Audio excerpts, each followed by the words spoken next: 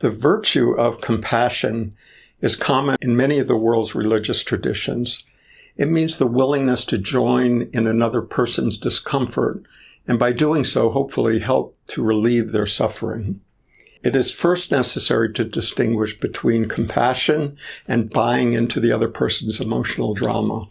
With compassion, there's empathy for the other person's emotional suffering. We can be present, hear what the other person is saying, but without the need to agree, take sides, decide who's right, who is to blame, or to tell your own similar story, all of which just adds to the drama without any real benefit to the other person.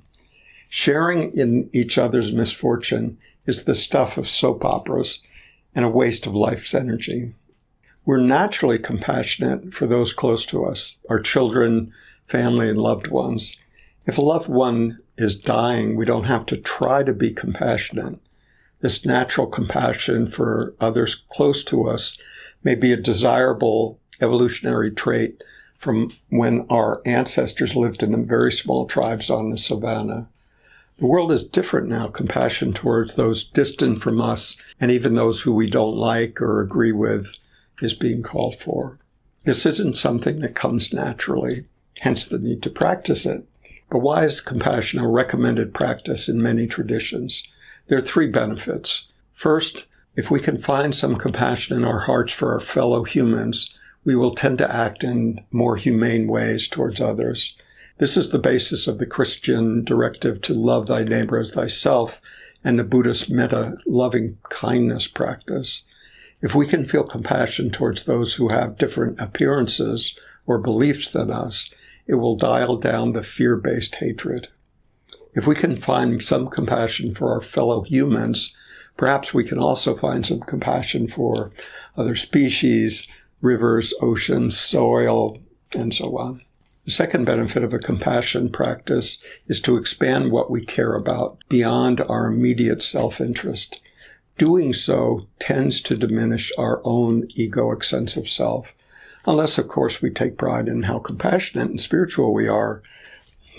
But if we can notice any such tendency with clarity and self-honesty and continue to practice anyway, there can be value. The third reason for compassion practice is that it's good training for post-awakening when we discover there is no self and therefore no other.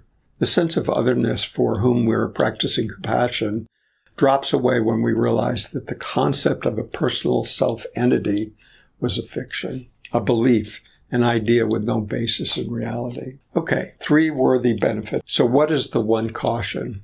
If we're trying to love our neighbor in hopes of getting into heaven, or practicing metta loving kindness with the hopes of future enlightenment, or at least a credit on my karmic account, we're still acting from egoic ambition.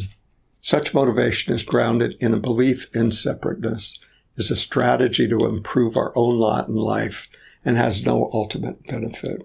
This includes the tricky territory of trying to help others. Are we moving from a sense of superiority? Do we believe that others need to be fixed? In other words, do we believe that others are essentially different or lesser than us? If so, then we are functioning far removed from compassion, which brings us then to natural compassion. Natural compassion becomes possible only when we recognize our true nature as the one awareness. This compassion does not require effort to maintain because it's seen that awareness is the innate nature of all sentient beings already, without distinction, except for the fact that some realize it while most don't. Knowing this for ourselves, why would you not love your neighbor? You might not like that they choose Sunday morning to mow their lawn, but you harbor no resentment for their existence. Their existence is recognized as another manifestation of the one source, and therefore not other at all.